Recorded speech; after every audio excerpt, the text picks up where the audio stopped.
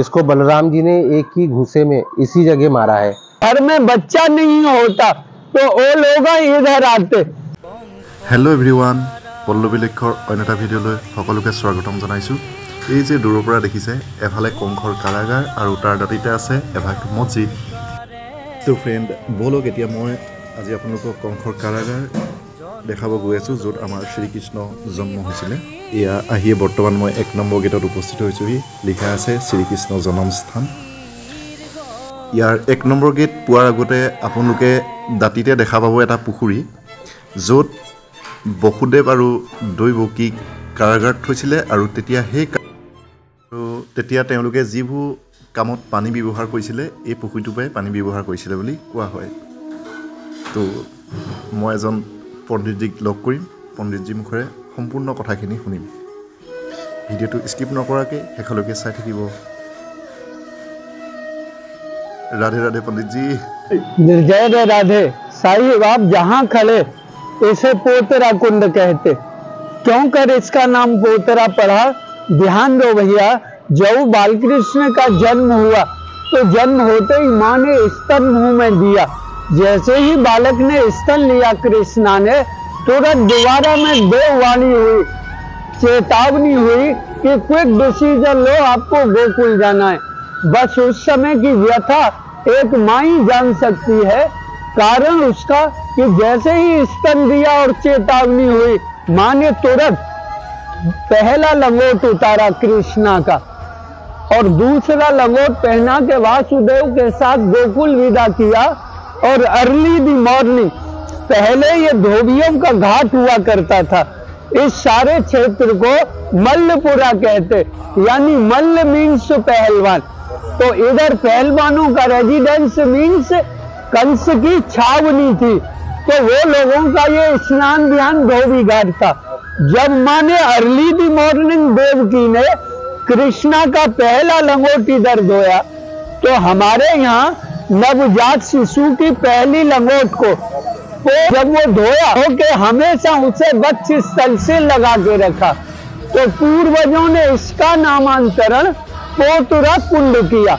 उसका चमत्कार और सत्यता देखें कि आज भी अनादिकाल से और वर्तमान में इस कलयुग में इसकी मान्यता हरियाणा और राजस्थान के अग्रवाल समाज में बहुत जबरदस्त है।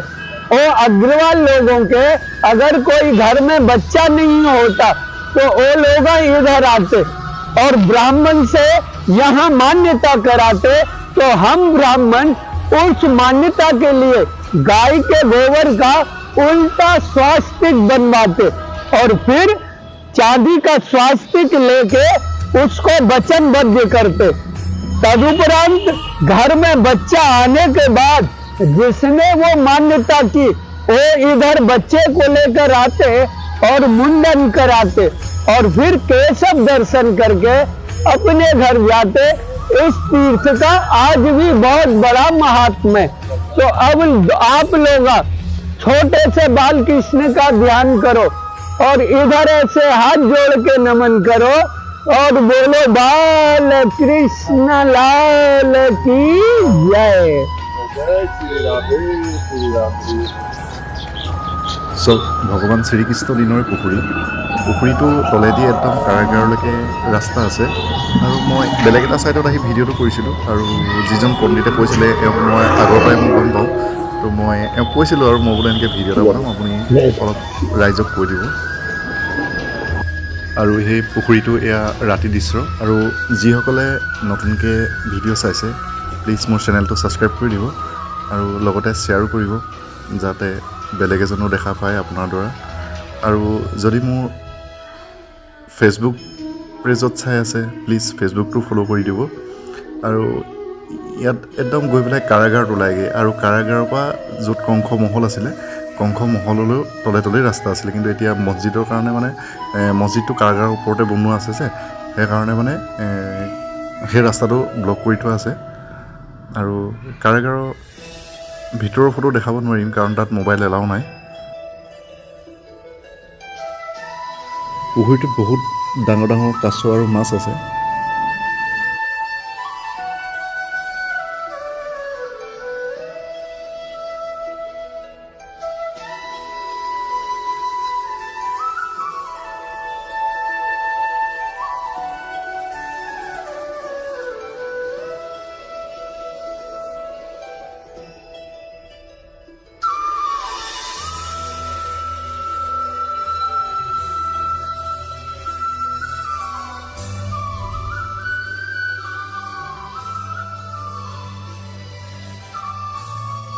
আৰু ইয়াৰ পিছতে মই এতিয়া 1 নম্বৰ গেটলৈ গৈ আছোঁ বলক 1 নম্বৰ গেটখন চাব গেটৰ বাহিৰতে দোকান আছে এনেকৈ দোকান বহা কংখৰ কাৰাগাৰখন ৰাতিপুৱা মৰ্ণিং 6:30 খোলে আৰু 1টা বজাত বন্ধ কৰে 1টা বা 3টালৈ বন্ধ ৰাখে আকৌ ঠিক 3টা বজাৰ পৰা 8:30 বজালৈকে খোলা থাকে তাৰপৰা 8:30 বজাত আকৌ বন্ধ কৰে 8:30 বজাত বন্ধ কৰাৰ পিছত তাত মানে লাইটিঙৰ দ্বাৰা পূৰা মন্দিৰ ভাগৰ ওপৰত যে আমাৰ তাত যেনেকৈ ৰাস চলে ৰাসৰ যেনেকৈ পূৰা দৃশ্য কাহিনী কয় না তেনেকৈ শ্ৰীকৃষ্ণ পূৰা মানে দৈৱকী বিয়া হোৱাৰ পৰা আদি কৰি সকলো কাহিনী এই প্ৰজেক্টৰ দ্বাৰা পূৰা মন্দিৰ ভাগত দেখুওৱা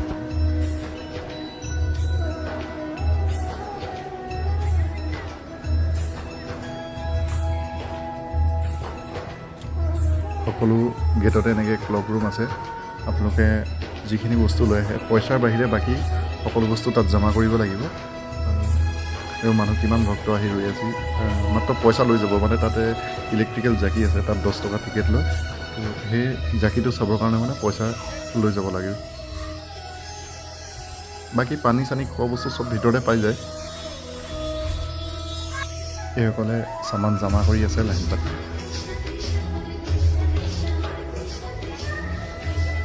আৰু মন্দিৰৰ ভিতৰতে জোতা জমা কৰিবৰ কাৰণে ঘৰ আছে তাতে বিনা পইচাত জমা হয় আৰু আপোনালোক আহিলে কেতিয়াবা জোতা তাতে জমা কৰিব কাৰণ বাকী ইয়াত চুৰ বহুত যদি ভাল ভাল জোতা পিন্ধি আহে ন তুৰন্ত চুৰ কৰি লৈ গুচি যায় 3খন গেট আছে এখন গেট নম্বৰ 1 আৰু 2 নম্বৰখন গেটো মই দেখামগৈ আপোনালোকক ইয়াৰ পিছত আৰু এয়া মন্দিৰৰ ভিতৰৰ ফালৰ পৰা মথুৰা চহৰখন দেখিবলৈ এই ধৰণৰ লাগে মই এনেই আৰু ক্লিপ এটা ৰাখিলোঁ দেখাম বুলি আপোনালোকক यह सम्पूर्ण मथुराखन यार पिछते मैं 2 नंबर गेटले जाम राधे राधे भैया राधे राधे ये आप सामने देख रहे हो ये कोवलिया पीठ हाथी इसको भगवान कृष्ण के बड़े भाई बलराम जी ने इसका वध किया है जब भगवान कृष्ण और बलराम जी को यहाँ मामा कंस ने बुलाया था मल्ल युद्ध के लिए तो मामा कंस ने इस हाथी को मदरा पिला के छोड़ दिया था तो इस हाथी में 10 हाथी का बल था इसको बलराम जी ने एक ही घूसे में इसी जगह मारा है तो इस हाथी का नाम है कोवलिया पीठ हाथी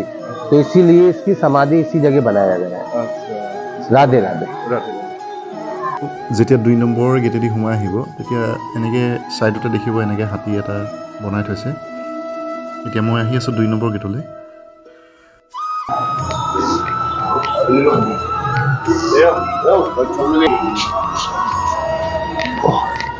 आइए भैया राधे राधे और आप देख रहे हैं आगे ही यहाँ कृष्ण जन्मभूमि यही मेन द्वार है जहाँ भगवान कृष्ण का जन्म हुआ है तो इसके अंदर मोबाइल फ़ोन वगैरह अलाउ नहीं है सब जमा करना पड़ता है बाहर और इसके अंदर भगवान कृष्ण का कारागार बना हुआ जहाँ भगवान कृष्ण ने जन्म लिया है तो यही मेन दर्शन है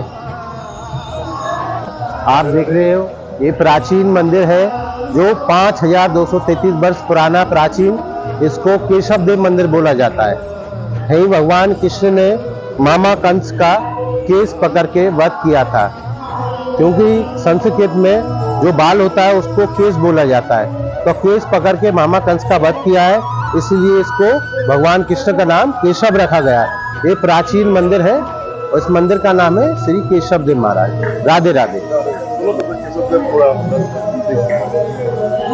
এখন সেই 2 নম্বৰ গেটখন এখনত একচুয়ালি আমাৰ প্ৰশাসনৰ মানুহখিনি ইউজ কৰে আৰু বাহিৰৰ পৰা যদি কোনোবা আহে ইয়াত ইউজ কৰিব লাগে এই যে দেখাইছোঁ মই অকণমান এনেই আৰু ক্লিপ এটা দেখাই দিছোঁ আপোনালোকক ভিতৰৰ ছাইডৰ 2 নম্বৰ গেটে চিধা মানে গৈয়ে পায়গৈ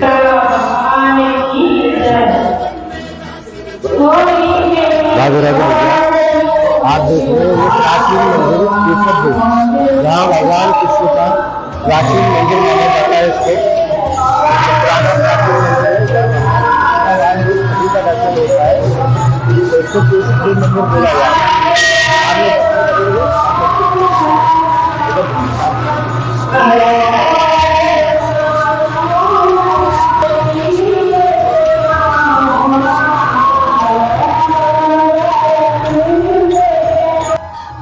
দুই নম্বৰ গেটৰ ঠিক বাহিৰতে আছে কেশৱদেৱ মন্দিৰ য'ত কংস মাৰিছিলে কৃষ্ণই আৰু 2 নম্বৰ গেট যেতিয়া পাব নহয় চিধা সোমাই তাতে কাৰাগাৰখন আছে 2 নম্বৰ গেটতে 2 নম্বৰ গেটৰ পৰা জাষ্ট উঠিয়ে কাৰাগাৰখন দেখা পাব আৰু আপোনালোক যদি কেতিয়াবা আহে, প্ৰায় 2 নম্বৰ গেটে আহিব, কাৰণ 2 নম্বৰ গেটত ভিৰটো একদম কম থাকে। তাতো মোবাইল ঘড়ী চব জমা কৰে, কিন্তু ঘড়ীও জমা কৰিব লাগিব তাত দেই, চব কৈছোঁ। এই যে ল'ৰাজন দেখাইছিলোঁ, এই ল'ৰাজনে একচুৱেলি গাইড কৰে, মানে তেওঁ ভিতৰত সকলোখিনি কথা বুজাই কয় আৰু ক'ৰবাত যদি দূৰৰ মানুহ আহে। আৰু সি যদি ল'ৰাজনে কোনোবা অসমৰ মানুহ পায় নহয়, চিধা মোৰ ওচৰত লৈ গুচি যাব। ভাল লাগে ন, ইমান দূৰৰ পৰা আহি মানুহ যদি লগ পাওঁ। আৰু আমি ইয়াত অসমীয়া মাত্ৰ 3জনহে আছোঁ মাত্ৰ মানুহ। আৰু আপোনালোক যদি কোনোবাই নতুনকৈ মোৰ ফেচবুক পেজতে হওক বা ইউটিউবতে চাই আছে, প্লিজ চেনেলটো ছাবস্ক্ৰাইব কৰি দিব, আৰু ফেচবুকত চাইছে যদি ফ'ল' কৰিবলৈ নাপাহৰিব।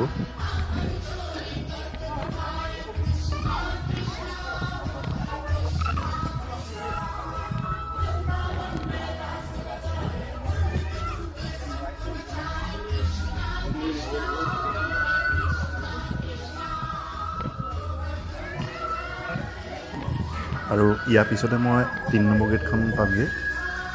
এতিয়া মানুহ অলপ কম আছে, কাৰণ এতিয়া মন্দিৰ বন্ধ আছে ন, আকৌ 3টা বজাৰ পৰাই মন্দিৰ খুলিব, কাৰণ মই ডিউটিৰ পৰা আহি আৰু ভিডিঅ'টো কৰিছিলোঁ। তো আকৌ 3টা বজাৰ পৰা খুলিব, তেতিয়া আকৌ মানুহ ভিৰ হ'ব, মানুহ বহুত ভিৰ হয়, বহুতেই মানুহ আহে। 3 নম্বৰ গেটখন একচুৱেলি যিবোৰ দূৰৰ পৰা মানুহ আহে ন, ডাঙৰ ডাঙৰ বাছ লৈ আহে, সেই মানুহখিনিৰ কাৰণে বেছি ব্যৱহাৰ কৰে, কাৰণ ইয়াতে ডাঙৰ বাছখিনি পাৰ্কিঙৰ কাৰণে ইয়াতে সুবিধা আছে। আৰু আপোনালোক যদি কোনোবা ইয়াত আহিম বুলি ভাবে, প্লিজ মোক কণ্টেক্ট কৰিব, মোক এটা কমেণ্ট কৰি জনাব, মই যিমানখিনি পাৰোঁ সহায় কৰি দিম বাৰু।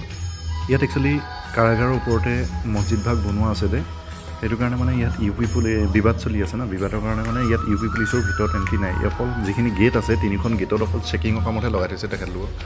আৰু এই 3 নম্বৰ গেটৰ পৰা যি ভিতৰৰ ছাইডৰ পৰা মানে এনেকুৱা দেখি, আৰু মই এনেই অকণমান ৰাখি দিছোঁ আপোনালোকৰ কাৰণে।